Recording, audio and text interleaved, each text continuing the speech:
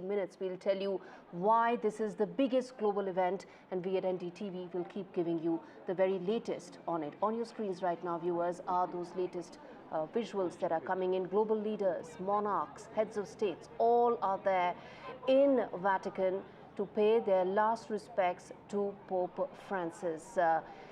From India, President Murmu is also there, and on your screens, as I said, are some of those heads of state, monarchs, global leaders, all there to pay homage to Pope Francis, who recently passed away at the age of 88. The world bids farewell to a pope who was more progressive than some of his predecessors, a man who wanted to address some of the challenges that the papacy faces, a man who was very keen to also look at what best can be done to address some of the larger civilizational issues that the world is dealing with.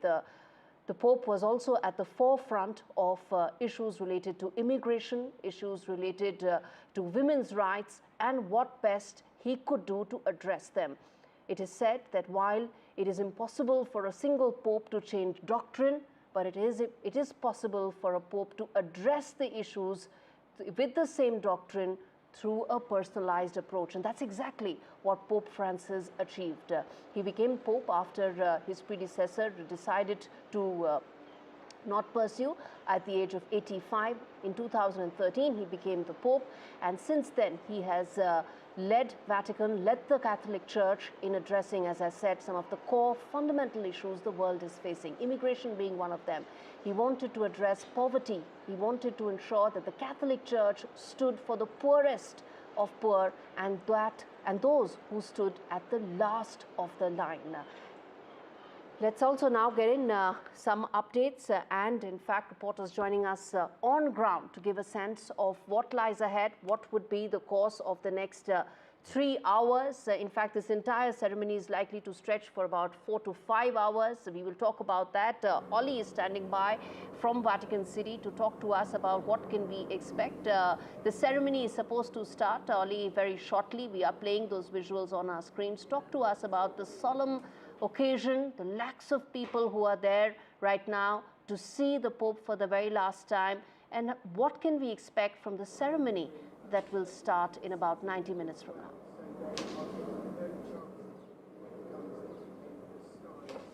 That's right, the ceremony getting underway now, and just before it we've seen, for example, President Donald Trump and the UK's Prince William, along with Prime Minister Keir Starmer, paying tribute at the Pope's coffin before the service got underway. Dozens of dignitaries from all over the world are there, but also tens of thousands of other mourners in Rome and around Vatican City too. Police have just told us in the last few minutes that they believe around 140,000 mourners have made their way to the Vatican for the funeral service. It's 80 or so pages long. It is very much a Catholic funeral service that will be very familiar to Catholics all over the world. It is slightly pared back at the wish of Pope Francis himself, as are many of the events that are going to unfold over the coming hours. His coffin is also less ornate than some previous popes, and after the funeral service has taken place, he actually won't be buried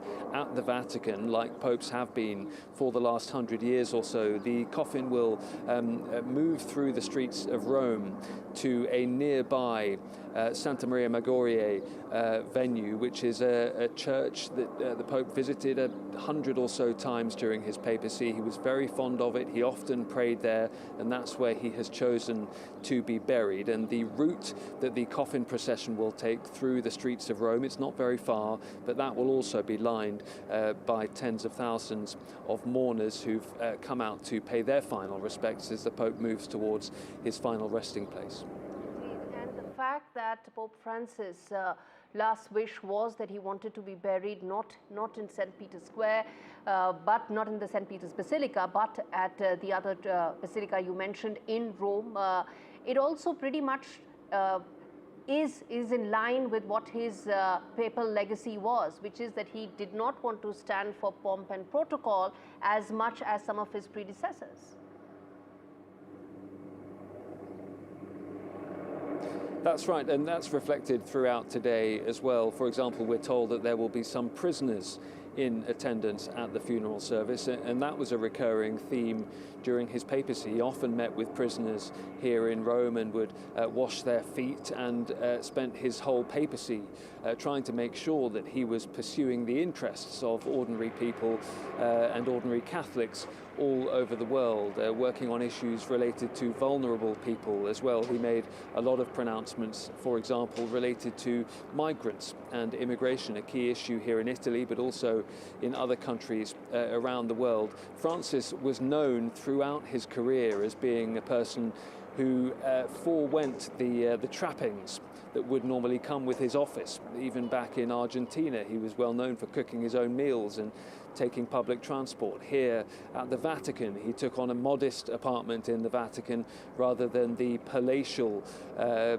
accommodation that he would be entitled to as Pope. So that was something he was well known for as a Jesuit in the Catholic Church throughout his papacy and his career before that, and as I say, reflected in the hours ahead as well. Ollie Barrett, stay with me. I know you're reporting live from Vatican City. I want to come back to the fact that he was the Jesuit Pope and what it meant, what was his outlook as compared to his predecessor. But I want to play out this important package as we at NDTV pay homage to Pope Francis. Let's play out this report, and then, Ollie, I come back and talk to you more about the papal legacy that Pope Francis has left.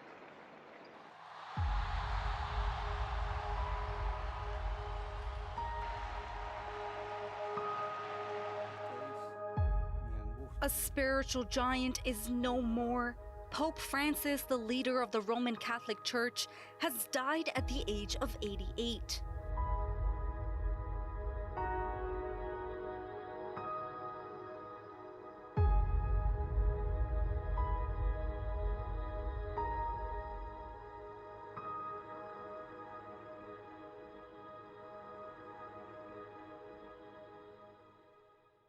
Carissimi fratelli e sorelle, con profondo dolore devo annunciare la morte del nostro Santo Padre Francesco.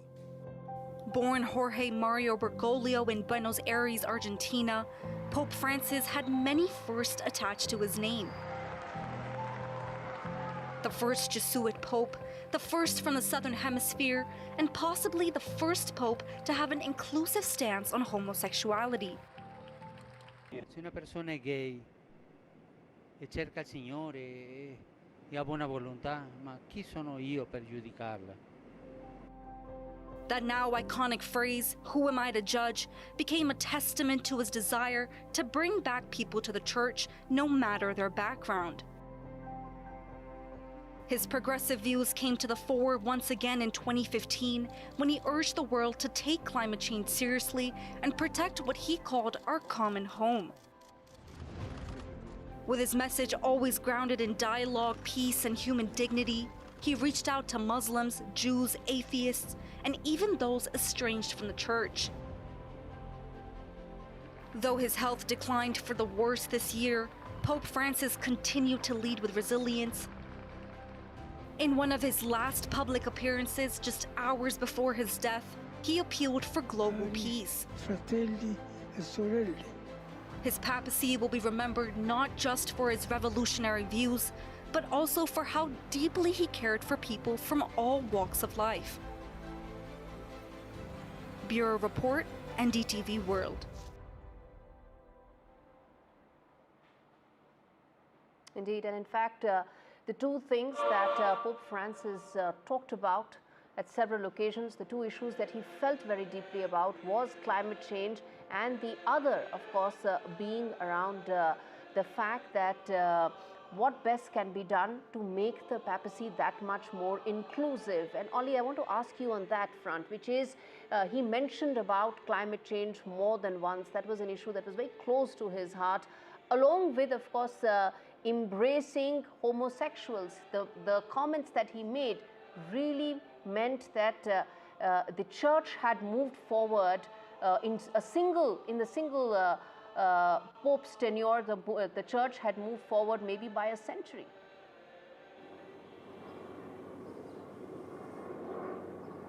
That's right, he wasn't afraid to speak out on issues like that. Now, that's not uncontroversial within and without of the church, and when Donald Trump is here sitting at the funeral, which is now underway, you wonder how he reflects on some of those issues on which he clearly had different views from Pope Francis, who made some critical comments about the US administration with regards to immigration. Also, as you say, different views on climate change as well. When it comes to the church itself, again, some divisions on some of those issues. You mentioned the Pope's pronouncements during his papacy on issues around same-sex unions and homosexuality, for example. Some in the church welcomed those comments and welcomed the direction he seemed to be moving the Catholic Church on that particular issue. Other traditionalists, conservatives in the church, actually had anxiety about the direction of travel on that issue, and that will take us into some of the conversations about the next Pope and the conclave to choose who succeeds Pope Francis. And some conservative cardinals will potentially be looking to appoint a Pope to succeed Pope Francis who takes a slightly different stance on issues around same-sex unions, for example, than Pope Francis did. Other liberals in the church will be hoping to appoint a cardinal who can continue his legacy in that regard. But as you quite rightly say, Pope Francis absolutely making a point throughout his papacy on speaking publicly on issues around homosexuality, on climate change, on immigration, on the way the refugees are treated around the world. That was very much a key part of his papacy from many of his supporters within the church. Indeed. And I'm now going to zoom out and also tell our viewers, why is this such a big global event? Why does this matter to the entire world, and why are there world leaders paying homage here to Pope Francis? Simply because that is extremely important to understand the context in which Catholic Church works. Some of the issues that when the Pope takes an opinion on has a global impact, whether it is immigration, whether it is civilizational issues that he's spoken about, whether it is about embracing Christians and other religions as well. All that has an impact in terms of a global message, isn't it, Ollie? And that's something that we need to focus more on and talk more about. Very much so. Part of that is just simply because the Catholic Church is such a huge institution worldwide. There are something around 1.5 billion Catholics in different parts of the world. Obviously, Catholicism incredibly strong here in Europe, but also on the African continent, in parts of Asia, in the Americas as well. So the Pope, whoever it is at any given time, is the spiritual leader of a good chunk of the global population. And therefore, when the Pope makes pronouncements around moral or political issues, it is something that global leaders have to listen to, even if they don't necessarily agree with what the Pope is saying at any time. And that takes us back to some of the clear disagreements that Pope Francis had with the Trump administration, for example. When J.D. Vance, the US Vice President, visited with Pope Francis and his aides just before Pope Francis passed away, it was made clear by the Vatican that the Pope and those around him had expressed views which are critical of US stances on things like immigration. And so whether or not it has necessarily a huge impact on the policy of some of those governments and leaders that the Pope and the papacy and the Vatican may have disagreements with, it is something that they certainly have to listen to, because their constituents, their electorate, will be partly made up of Catholic voters. Absolutely. Ollie Barrett, really appreciate you joining us live from Vatican City on the biggest global story that we are keeping a very close watch on. Viewers, on your screens are the latest visuals coming in of the funeral ceremony that's currently underway of Pope Francis. Global leaders, monarchs, heads of state are paying their last respects to a man, as Holly was pointing out, was often at odds with world leaders, Donald Trump being one of them, who's arrived at the Vatican, and he's there with his wife, Melania Trump, along with other global leaders. Now, why is this such an important issue, viewers? Because the global, when the Pope speaks on issues when the Vatican Church takes an opinion on some of these issues, it has a global message there. When Pope Francis spoke about climate change, it was in disagreement with what President Trump's latest measures were. But that is what the whole point, the messaging was. Whether it was immigration, another issue that is now a larger, almost a civilizational issue, given how much it's impacting Europe as well as America. Before we go any further, let's amp up the audio, let's listen in, and let's just listen into what the latest ceremony is underway.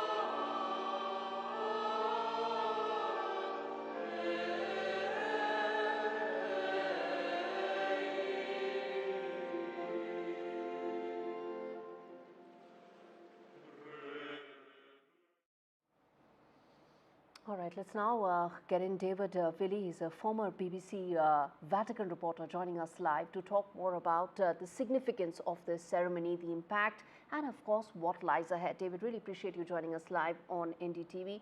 Let me start by asking you what, according to you, was one of the biggest contributions of Pope Francis to the Vatican Church and, of course, to humanity? Well, I think he changed the mindset in the Vatican. Previously, there had been an accent on the Vatican's teaching, the traditional teaching of the Catholic Church. And of course, the Church over this past 50 years has, since the Second Vatican Council, tried to give a new, more positive picture of its teaching, and above all, to attract people in the global South to practice the faith. And I think what Pope Francis has done is to make the dialogue easier. He has continued the practice of foreign travel of his predecessors. He traveled all over the world, and I was a member of the Vatican Press Corps for no fewer than 3 different popes, Pope John Paul II, Pope Benedict, and then Pope Francis. And this was a wonderful way in which he managed to get to what he called the periphery of the Church. He was interested in people living marginal lives, poor people, not the wealthy and the famous and the heads of state who are gathered together here today for his funeral, but ordinary Catholics. And I think he paid particular attention also to countries which don't have a large Catholic population, particularly in Asia. And there's even talk here that the next Pope could well be an Asian, which would be a really big news. Indeed. And in terms of now, also the ceremony per se that is underway right now, it is expected to last about 5 hours. Talk to us about the next steps and the final journey of Pope Francis, and also the significance that he has chosen to not be buried in St. Peter's Basilica. Indeed, he expressed the desire before he died to be buried in one of the great Rome basilicas called Santa Maria Maggiore, where he often used to go and pray. It's another break with tradition, a typical break with tradition. Excuse me. Because previously most of his ancestors are buried in the crypt of St. Peter's, but he chose to be different. And I think this again is another sign for the future. Well, what will happen here, there's about another 2 hours to go before the end of this ceremony. And then there'll be a long procession, a cortege through the streets of Rome, during which the Pope's coffin will be taken at walking pace through the center of the city, which is very clogged at the moment because this is called a holy year in Rome. It's a jubilee year. We've got loads of pilgrims, as well as Catholic pilgrims, as well as many tourists here. Accommodation has been at a premium. It's very difficult to find a whole hotel room within 30 miles of Rome at the moment. And this procession will take at least another hour. And then a small group of faithful and people and close collaborators of the Pope will attend the actual burial ceremony inside the basilica. They've set aside a niche in the wall of the basilica, and it's a very simple tomb. It's made out of stone from Liguria, which he particularly had an affection for. That's the area in northern Italy where his grandparents were born, because of course he also came from a migrant family. And he will have on his tomb just one word, Franciscus, Francis in Italian. The name by which he chose to be taken, the name of St. Francis of Assisi, of whom he was a great admirer. And I think that it'll be very interesting to see whether a future pope is also going to be known as... I was going to come to just that, David, that after this, while 80% of the cardinals who are going to be voting in the conclave,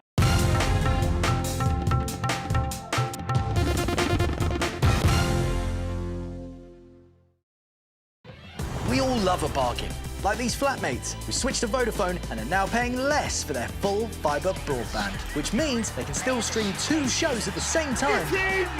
But for less. Still gaming with mates, but for less. He's behind you. Reliable full fibre broadband for less from Vodafone. I think that there's something that's always there that I just need to uncover. Like, I know I'm going to get there, but I have to be patient with myself. That's probably the scary part for me. And it's okay, like, if you completely pivot and change.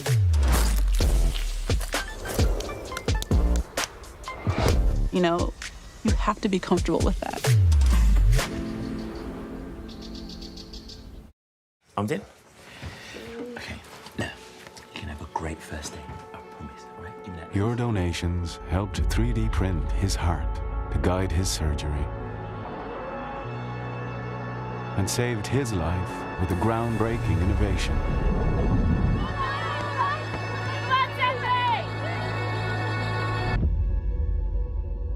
And the future breakthrough that could cure her is closer than ever. Help us turn science fiction into reality and save more lives like hers. Donate to the British Heart Foundation now. Get £8 off at selected restaurants on Just Eat. Use code April8 now. Did somebody say Just Eat? I like making sure I've got all the right tools for the job. And now that I'm 50, that means looking after the life I've built, protecting my lot if anything happened to me. That's why I decided to learn more about over 50s life insurance from Cover Today. They're the only over 50s life insurer with no waiting period, unlike other insurers who could make you wait up to 2 years for full cover. With Cover Today, you're fully covered from day one. And you're covered for the whole of your life. Plus, unlike other things in life, the price never goes up. Learning more couldn't be simpler. Go online or talk to their friendly UK team in just one phone call. Cover Today are the only over 50s life insurer with no waiting period and no annoying trips to the doctors either. Plus, you get your choice of a £125 gift card. Cover Today has given me genuine peace of mind. And now that's done, I can get on with something much more interesting. To find out more about Cover Today, call our friendly UK team on 0808 143 4733 or visit covertoday.co.uk. Sometimes it's the little things that remind us of them. Stay close, even when you're far apart. Send money worldwide with Remitly.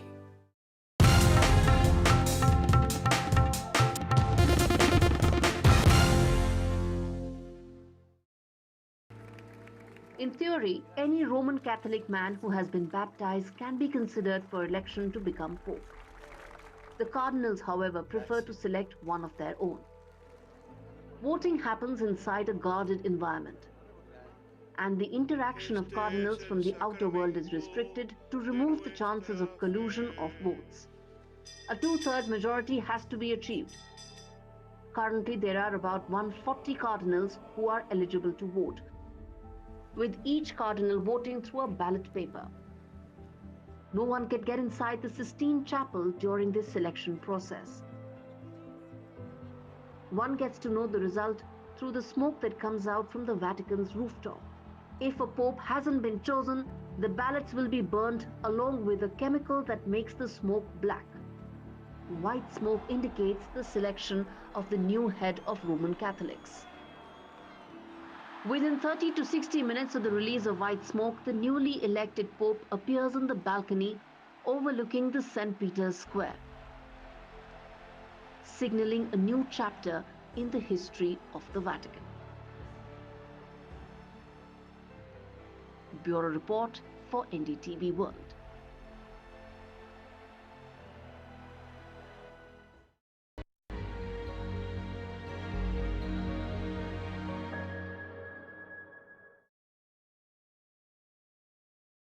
Magic family moments deserve the perfect setting. A stylish awning from House is the ideal addition to your outdoor space. Available in a range of colours and finishes, and with the option of integrated lighting and heating, you can enjoy your outdoor space for even longer. Now that is magic. House awnings, made for life. Because your brain really matters. In People's Postcode Lottery's May draws, you could win a share of £15.6 million. For the chance to win, sign up before midnight on the 30th of April. Hey, look at our Simply Safe home security system. Let's install it.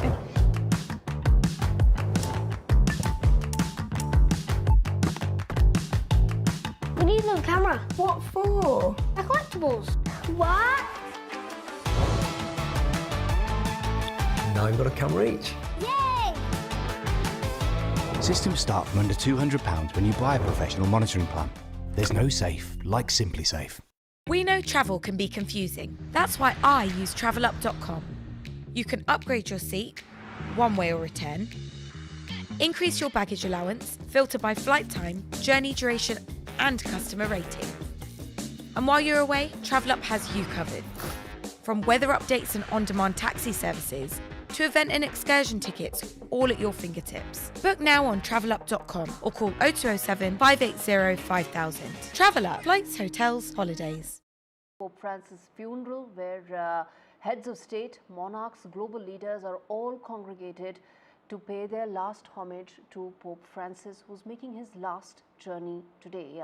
On your screens, viewers, are those latest visuals coming in. The ceremony has started, and we'll see Pope Francis being buried not at the St. Peter's Basilica, but instead in Rome, in a clear message and in line with what his papal legacy has been all about. Less about pomp and protocol, more about embracing humanity, more about the contribution that he was making, and was passionate about the causes that he embraced. Let's quickly now get in Ollie Barrett, who's been standing by at Vatican City to give us all the very latest that's unfolding right now.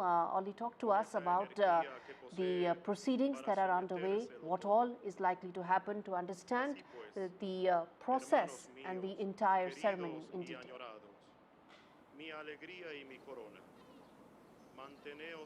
That's right. The Dean of the College of Cardinals, 91-year-old, leading the ceremony. Before the service began, the Pope's coffin was sealed, and before that, tributes were paid to it in person by US President Donald Trump, Prince William of the UK, along with the Prime Minister Keir Starmer and others. And the service is 80 or so pages long. We expect it to last an hour and a half to 2 or perhaps more hours, depending on how quickly they move through it. A recurring theme in the service is resurrection. Now, that would always be the case in a Catholic Requiem Mass like this, but it is even more evident in this particular service, which was put together by Pope Francis himself in conjunction with his Vatican aides. And the theme of resurrection considered to be particularly appropriate, not least because Pope Francis wanted it to be, but also, of course, because he died over the Easter weekend, dying on the morning of Easter Monday. And then when this service concludes at the Vatican, the Pope's coffin will actually be taken away from the Vatican to its final resting place just down the road outside the Vatican in Rome. Yes, indeed. And all heads of state, dignitaries, global leaders are there paying their last respects. Talk to us about the significance of not choosing St. Peter's Basilica, the message that it sends in terms of the final message rather of Pope Francis' legacy and of course his uniting message to the world.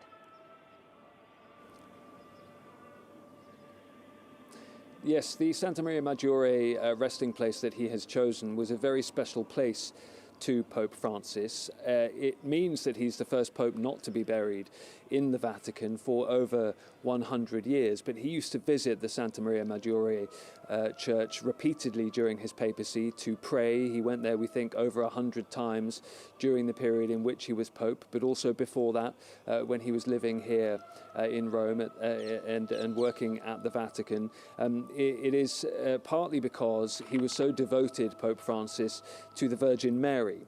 And that's one of the reasons he wanted to be buried there. He will have a simple casket, more simple than previous popes, and a more simple tomb as well, simply with the word Franciscus on it, the Latin for Francis, again reflecting the way that Pope Francis carried out his papacy, devoted. He would want us to remember him more to the people around the world and Catholics around the world than necessarily to the trappings of the papacy. And that's one of the things that many of the Catholics gathered here in Rome today have been remarking on when they are telling us how they will be remembering Pope Francis and his papacy.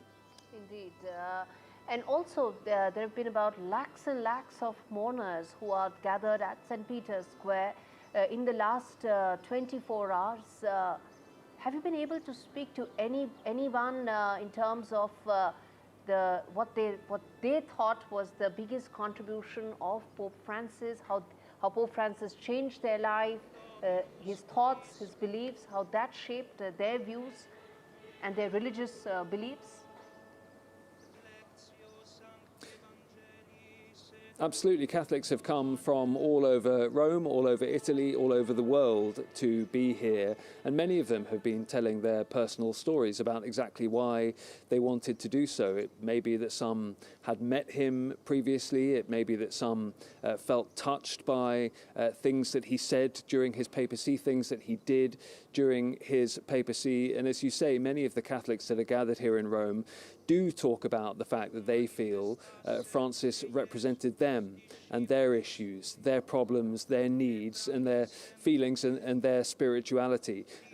Now, he wasn't universally popular within the Catholic Church. There were some traditionalists, conservatives, who felt that he was in slightly the wrong place on a number of issues around homosexuality, for example, same-sex unions.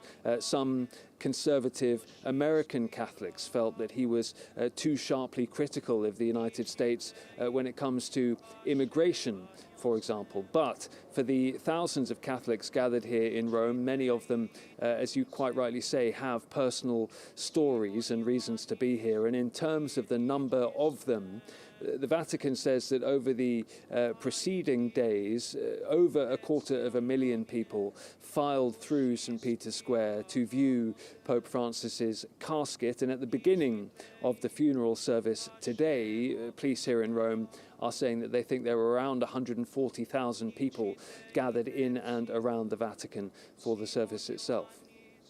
Indeed. Ollie, stay with me because I want to quickly play out this report that has been filed by Soli Salgado on the funeral proceedings that are underway. We come back and continue this very important conversation. I am here in St. Peter's Square, where hundreds of thousands of Catholics, pilgrims, world leaders, and dignitaries have gathered for the funeral of Pope Francis. Another large contingent of people are gathered at the Basilica of St. Mary Major, where he will ultimately be laid to rest. Those of you in India might recall that in September of 2024, Pope Francis embarked on a historic 11-day trip to the Pacific Asia region. This was the longest trip and the most complex of his entire papacy. His stops included Singapore, Timor-Leste, Papua New Guinea, and Indonesia, which was notable because it's the world's largest Muslim-majority country. A few of those gathered here have told the National Catholic Reporter that they originally came for the canonization of Carlos Acutis, the first millennial saint, during what was intended to be the Jubilee for teenagers. So there is a large swath of young people gathered for the funeral today, which is fitting for a pope whose legacy will largely be remembered for opening the church doors to all.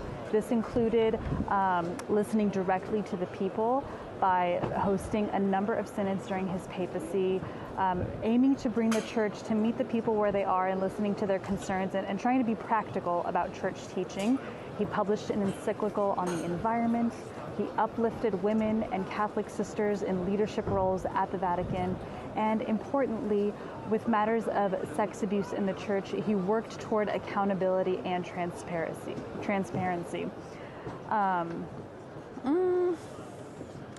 He is the first Latin American pope, the first pope of the Americans, and the first pope of the global South, which is where Catholicism is most alive.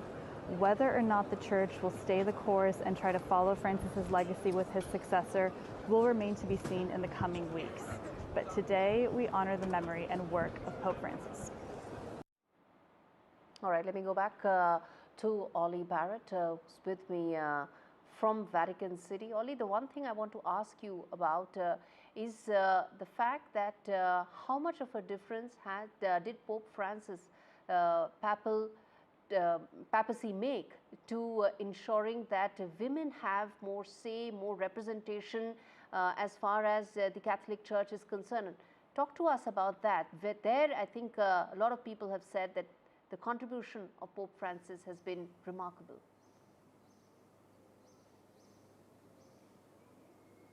Yeah, many female Catholics would say that he made great progress in that area and that they feel it is now a more inclusive church. Now, there are also women Catholics who say that they wish the church was moving more quickly in that area, and perhaps some of them also will say that Pope Francis should have made moves towards female priests in the Catholic Church at some point more quickly than he did.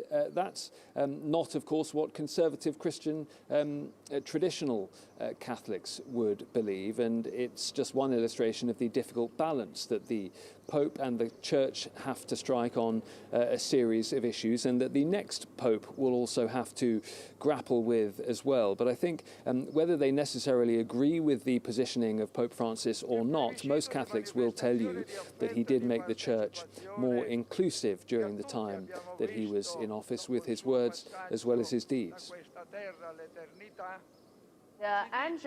Only the other thing I want to ask is that after this ceremony today is the period of period of mourning that will take place, and then of course the overall selection that will start with the conclave that will take place at the Sistine Chapel. Explain to our viewers what that process is all about from here after the ceremony. Yeah, that process is about choosing the next Pope, effectively, and you have over 100 cardinals from all around the world who have come to the Vatican, who have come to Rome for the funeral, but also for that conclave, which will start around May the 5th or 6th. And the conclave is essentially the cardinals talking to each other, discussing who they believe should be the next Pope, and also praying on the issue. And that happens at the Sistine Chapel. They are effectively cut off from the outside world. They won't be therefore influenced by people's chatterings on social media or on television or in the newspapers. The idea is that the cardinals can get together and can pray together, discuss together, and come to a view on who the next Pope should be. Once 2/3 of them agree on that, then the next Pope will be chosen. How long that takes is impossible to say. The last couple of rounds of choosing a new Pope have taken 2 days or so. It could be shorter than that. If the cardinals coalesce around one candidate more quickly, it could take longer than that as well. And in terms of who's going to be the next Pope, there are a number of names that have been mentioned in the frame, but an old Italian saying will tell you that if you enter the conclave as a Pope, you tend to leave as a cardinal. And what that saying means is that it's very rarely the so-called favourite going into the conclave that actually ends up being chosen as the next Pope. Indeed. And in fact, as we talk about the next process here, on your screens, viewers, are some of those important highlights of Pope Francis' legacy, the fact that he allowed same-sex couples to be blessed, and of course the gay marriages took longer, but the fact that he said that homosexuals must be given and must be blessed as well is an important fact. He also reopened the debate when it came to female deacons. That's another very important aspect of his legacy, and he restricted traditional Latin Mass as well. Remember, he was a man who stood less for protocol, more for ensuring that the Catholic Church was able to connect more with the people. And of course, climate change, an issue that was very close to his heart, and I think one of the reasons why he clashed with the Trump administration early on was because of climate change. The fact that Trump administration decided to exit the climate accord, the Paris Accord, and so on and so forth, led to the first set of clashes, ideological disagreements between Pope Francis and Donald Trump and his administration. Ollie, let me ask you on that front, the ideological issues that he stood for, the issues that he championed, the causes that were close to his heart, climate change, immigration, the fact that he wanted to be more inclusive. Do you expect that to be carried forward, whoever will be the successor of Pope Francis?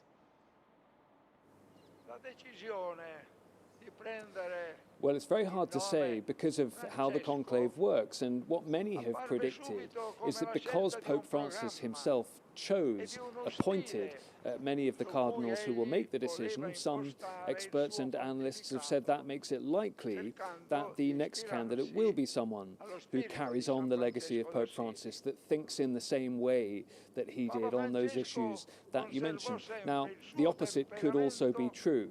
It could be that some of the conservative traditionalists in the church rally together to actually try and pick a candidate who can perhaps move the church back towards some of the traditional positions that they would like to see preserved for the future. So it's very difficult to say in that regard. It could go one way or the other. You mentioned some of the issues that Pope Francis spoke out about during his time as Pope, and those include conflicts around the world. He spoke regularly about the conflict in Gaza. He spoke regularly about the conflict in Ukraine and wanting peace in both of those locations. And on that note, we are told by Ukraine that President Zelensky, who is here, and US President Donald Trump, who is also here, have met before the service took place. We don't know exactly what they discussed, whether there were any particular outcomes, positive or negative, of those discussions, but we are told by Ukraine that Volodymyr Zelensky and Donald Trump have had a meeting before the service took place. And although this is a day for a funeral, it is also a day when diplomacy is going to be happening. And clearly, when it comes to the United States and Ukraine, it's a day that diplomacy is already happening. Ollie Barrett, thank you so much for joining me from Vatican City. Viewers, if you're tuning in right now, we are rolling special show right now, rolling coverage of Pope Francis' funeral. On your screens are those visuals. Let's play them full for our viewers to see what's really happening right now in Vatican.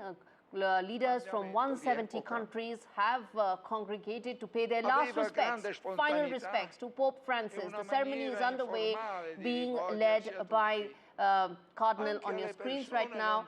And then what will happen is very unusual. Pope Francis' last wish was that he should not be buried in St. Peter's Basilica. Instead, he has chosen, and his request was that he should be buried in Santa Maria Maggiore Basilica in Rome, where the coffin will be taken to, and the tomb will also be, the tombstone will also be very simple. Simple ceremony, simple tombstone for a man who stood for simplified papacy rather than a lot of pomp and show and a lot of protocol. He wore white robe instead of the red robe. He did not want to wear those red shoes because he wanted his legacy to be a departure from his predecessors.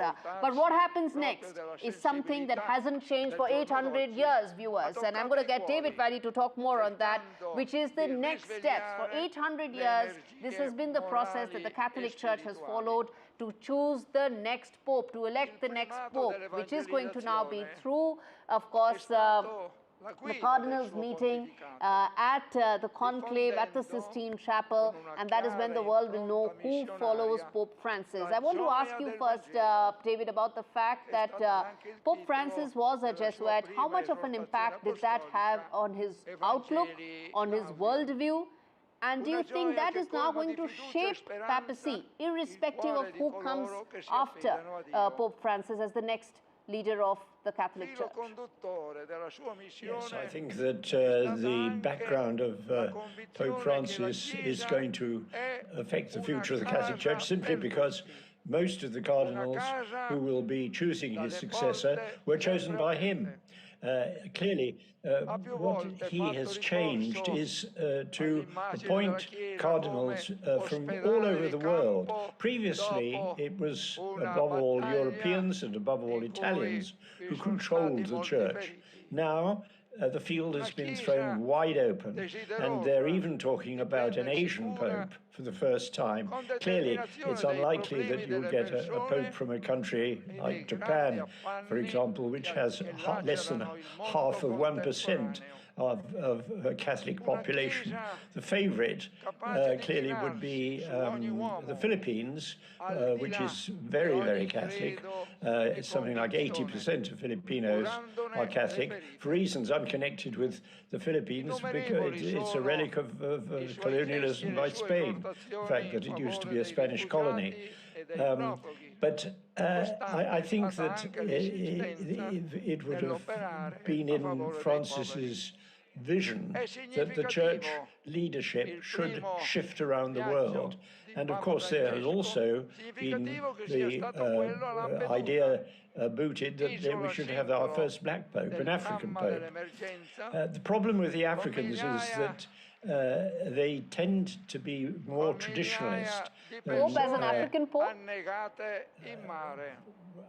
I think it's pretty unlikely myself. It is unlikely. Okay, but I want to also tell our viewers that what David was mentioning, that the cardinals will come essentially from 4 different corners of Earth, from Philippines, East Timor, to all the way South America, and of course Europe as well. So covering all 4 corners of Earth to come together to decide who will be the next leader of the Catholic Church. But as we are talking, where will that leader come from?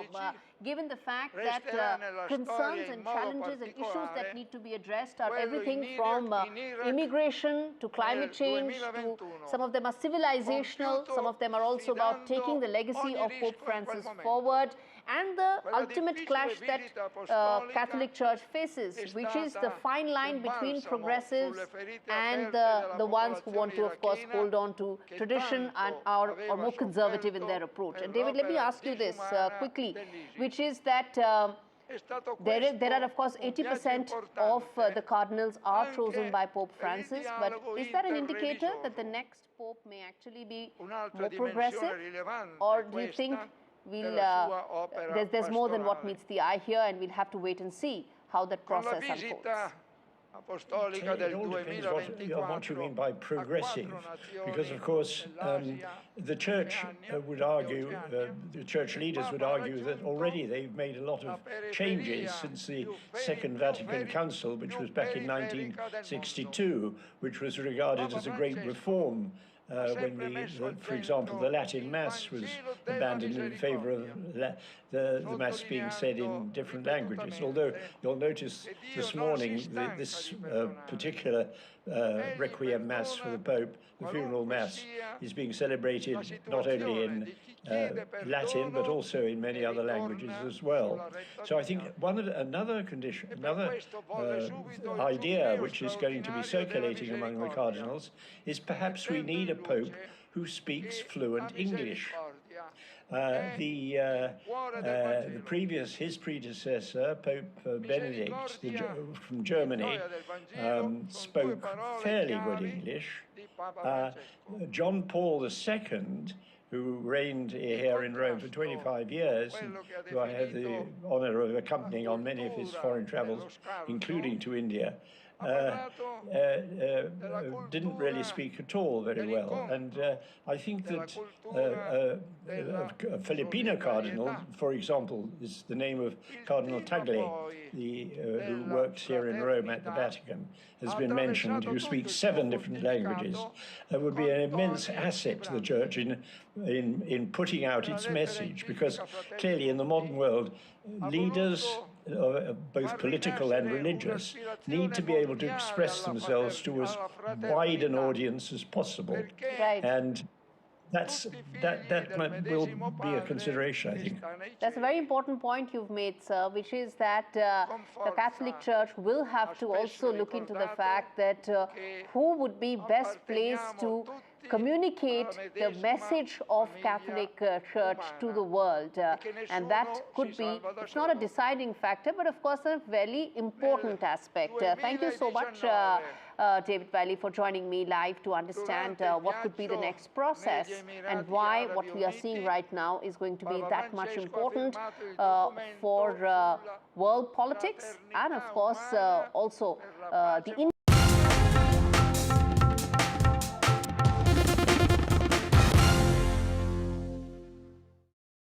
I think that there's something that's always there that I just need to uncover. It's like I know I'm gonna get there, but I have to be patient with myself. That's probably the scary part for me. And it's okay, like if you completely pivot and change.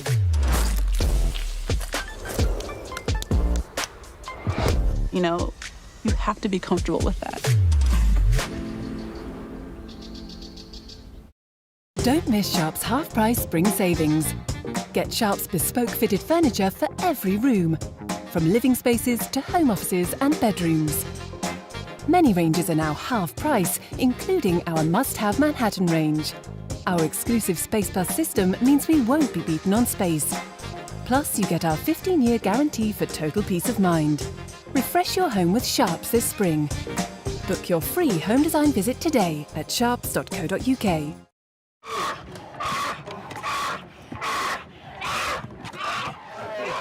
This baby bear is terrified, torn from her mother's paws at a tender age. They will force her to live alone in a tiny, filthy cage, like so many bears driven mad by loneliness, rubbing their wounds raw against the bars, suffering cruelly day after day, year after year, just for people's entertainment. Four Paws found little Potap crammed into a tiny, squalid cage. He'd been there for almost 9 years, lonely and isolated. There are so many more young bears who need your help. Please call 0800 038 0496 or text BEAR5 to 70800 to give £3 a month via your mobile phone. Every month, your £3 could help us free more bears. Help give bears the veterinary care they need and help them live happy, healthy lives in the freedom of our natural sanctuaries. Please call 0800 038 0496 or text BEAR5 to 70800 to give £3 a month via your mobile phone and help Four Paws free bears from agonising torture. Please, don't leave these bears to suffer for a single day more. With Post Office Over 50s life cover, enjoy peace of mind knowing your family will receive a guaranteed payout when you're gone. UK resident 50 to 80, you're guaranteed acceptance. No health checks and from just £1.15 a week. Plus free 24/7 GP access with the health and wellbeing benefit. Purchase and receive a £125 gift card for amazon.co.uk, Tesco or M&S. Call Post Office on 0800 171 2211. I think that there's something that's always there that I just need to uncover. Like, I know I'm gonna get there, but I have to be patient with myself. That's probably the scary part for me. And it's okay, like, if you completely pivot and change.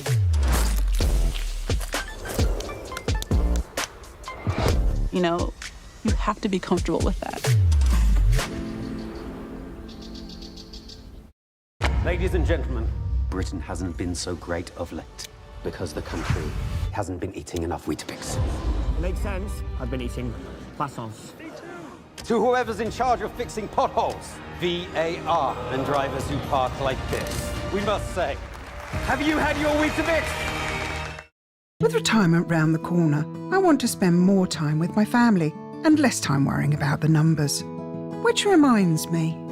Welcome to British Seniors, the UK's #1 rated provider of over 50s life insurance. Hi, I'd like a quick quote. No problem. We're proud to offer our seniors lifetime guarantee. With 100% of claims having been paid, we guarantee your premiums will never go up and that you'll speak to one of our specialists in the UK. UK residents aged 50 to 80 are guaranteed to be accepted. Depending on your age, your loved ones can get a cash payout up to £10,000. And that money could help with funeral costs or even as a gift for the grandkids. I'll do it. Plus, when you sign up, you'll receive a £135 gift card and free 24/7 GP advice and health services. You got them all right. That's amazing. Be proud to protect your loved ones with British Seniors. To get a free quote today, call our UK team on 0800 977 5808 or visit britishseniors.co.uk.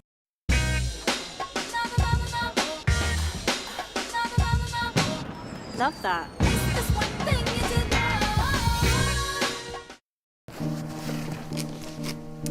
I'll fix him, love. Poor pet. Just shows you never know what's going to happen. Which reminds me, I need to protect the life we've built. That's why I'm looking into smart family life insurance. Hi, I'd like a quick quote, please. OK. You can choose a benefit amount up to £750,000, depending on your age. If you're a UK resident aged 18 to 64, you can apply with just a few health and lifestyle questions. For £250,000 of cover, the price starts at just £14.77 a month. That's less than I thought. And it could help my husband with the mortgage. Just like families, not all life insurance is the same. That's why we offer the Smart Family Guarantee. That's good to know. You'll also receive a 100% advance in the event of terminal illness and 10% cash back on your first year's premiums. That's the Smart Cashback. Plus, you'll also get your choice of a £125 gift card. Protect the life you've built the smart way. To get a free quote today, call our specialist UK team on 0800 977 5753 or visit smartinsurance.co.uk.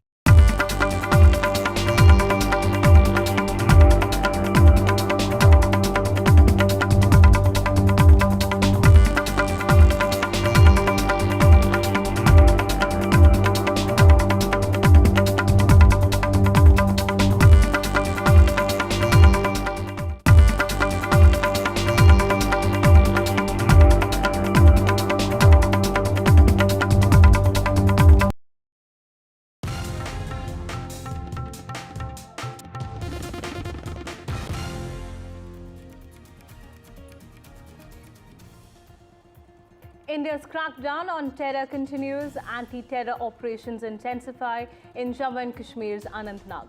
175 suspects have been detained for questioning.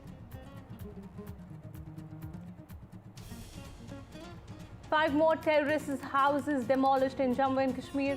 NDTV is extensively reporting from Ground Zero. India acts tough, states stepping up after Home Minister Amit Shah's directives on deporting Pakistani nationals from India. Union Minister says not a single drop of water will go to Pakistan. More trouble brewing for actress Rania Rao after Karnataka High Court rejects bail plea.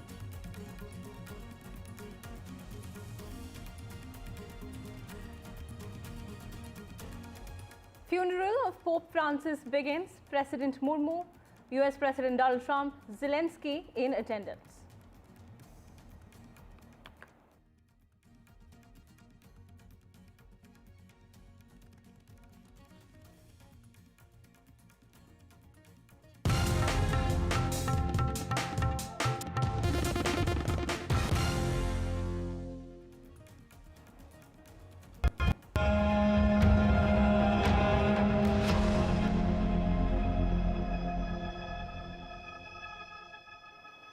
A very good afternoon. Thank you for tuning to NDTV 24/7. I'm Priyanka Das.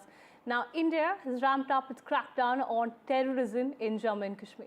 Houses of the families of 5 terrorists have been destroyed during overnight blasts in Kashmir. Now, these houses were in Pulwama, Shopian and Kulgam districts. The houses of an active terrorist who has been identified as Ehsan ul Haq, who belongs to the terror outfit Jaish-e-Mohammed, was also destroyed by authorities in Moran, Pulwama. Remember, yesterday the residences of Adil Hussain and Asif Sheikh, terrorists associated with the Lashkar group, were also destroyed in Anantnag and Tral.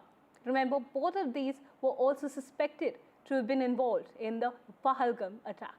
Here's a special report by my colleague Shivarud from the homes that have been demolished in Pulwama. Take a look. We're bringing you this report from inside the destroyed home of Lashkar-e-Taiba terrorist Ehsan Sheikh. This is in Pulwama in South Kashmir, just south of Srinagar. Obviously, explosives have been used. You can see the damage for yourself. We're inside right now because this is one of at least 7 homes of 7 terrorists, including 2 directly linked to what happened in Pahalgam a few days ago, that have been destroyed by the Jammu and Kashmir police and other agencies. Now, there was information about explosives being spotted on the inside, before which action was taken, after which action was taken, but as you can see, nothing is actually left. This house, like many others, is in the middle of a pretty tightly built neighborhood. It shares a wall with a house that has sustained some damage by itself, and that has led to a degree of anger. Neighbors are saying, by all means, please destroy houses of terrorists. We completely support that, but do it in such a way that we don't have to suffer. Now, this particular corner of Pulwama town says that they are anguished by what happened in Pahalgam. They fully support all actions against terrorists. And remember, demolitions of the kind that we've seen here are likely to continue for the next few days. But there are questions as well. Number one, most people think, and I frankly agree with this, that demolishing a house of this kind would seem like a feather touch compared to the absolute horror of tourists being massacred mercilessly by terrorists in Pahalgam, and also a belated sort of reaction by the security agencies. For instance, did they only wake up to this house now? Did they not know about Ehsan Sheikh earlier? There are many questions that come to mind, as you absorb these images. The other, of course, is that how much more of this is actually going to happen? Does demolishing houses really serve a purpose, considering that Ehsan Sheikh isn't even here? The entire house is actually completely empty. As you can see, there is complete damage to the structure, and who knows what will happen to this land, but Ehsan Sheikh is nowhere to be found. The Lashkar-e-Taiba continues to take responsibility and credit for everything that happened in Pahalgam. So from Tral to Kulgam to Shopian to here in Pulwama, the question, of course, is going to be, what really is the point of all of this? But as we continue to report, we're hearing a unanimous view here, and it's only one that you can hear once you're on the ground in Kashmir, and that is that what happened was terribly wrong. There is a sense of betrayal. There is no doubt that there was local support to what happened in Pahalgam, and therefore there are going to be traumatic dilemmas among communities about how the country perceives them right now, considering there will be a sense of disbelief, a sense of suspicion that returns after a few years of seeming prosperity and normalcy in Kashmir. But demolitions, is that going to solve the problem, is anyone's guess. It's only one part of what may be much larger actions here in Pulwama and the rest of Jammu and Kashmir. So we'll have to wait and see where Ehsan Sheikh is and where those terrorists are who were physically present, killing and murdering innocent tourists in Pahalgam. But most importantly, the real fountainhead of terror, which is nowhere close to Pulwama. With Ashwini Mehra here in Pulwama, Jammu and Kashmir, Shiv Arur, NDTV. Meanwhile, the Indian Army, in its latest statement, said that on the night of 25th and 26th of April, unprovoked small firing was carried out by multiple Pakistan Army posts all across the line of control in Kashmir. Now, Indian Army has responded accordingly. No casualties have been reported so far. Remember, this comes as forces deployed along the line of control remain on high alert. Last night's firing, in fact, from the Pakistan